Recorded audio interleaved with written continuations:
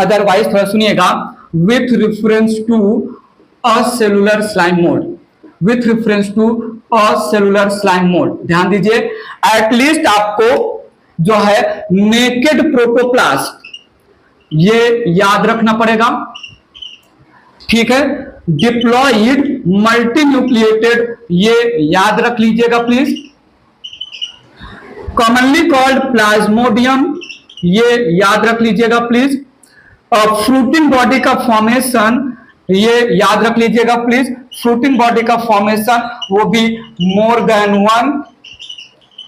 One याद रख लीजिएगा प्लीज। यहां पर peridium covering of sporangium and capillitium ये याद करके रखिएगा please. Cellulosic cell wall in spore भी याद कर लीजिएगा प्लीज। और आइसोगैमी भी याद रख लीजिएगा प्लीज। और यहां पर असेलुलर स्लाइम मोल्ड में जो है flagellated structure flagellated swarm cell present होता है। ये मोटे मोटे पॉइंट तो याद ही रख लीजिएगा, ठीक है। Holocarpic polycentric complete body used in reproduction, more than one fruiting body का फॉर्मेशन। ये छोटे छोटे पॉइंट्स को याद ही रखिएगा। और with reference to cellular slime mould याद रखिएगा प्लीज। हैप्लॉइड है, यूनिन्यूक्लिएट ध्यान दीजिएगा यहां पर।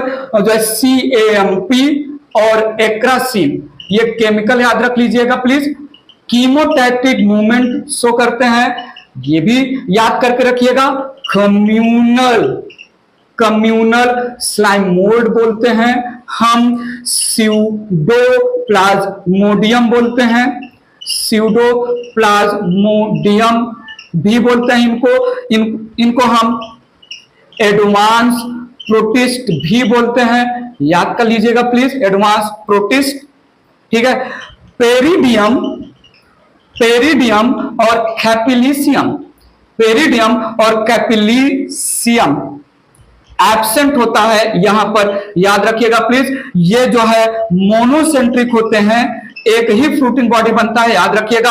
और यहां पर अनाइसोगैमी होता है, याद रखिएगा प्लीज, अनाइसोगैमी। और इसके रेफरेंस में माइक्रोसिस्ट क्या होता है और मैक्रोसिस्ट। ये कुछ पॉइंट्स हैं जो याद करके रखिएगा ही, मैंने यहां पर मेंशन भी कर दिया है, समअप भी कर दिया, समरी भी दे दिया अच्छे से कि क्या क्या डिफरेंस है, क्या क्या चीजें कहां कहां पर मिलती हैं। बात क्लियर है? बताओ मुझे। Consumer decomposer protist, animal fungi,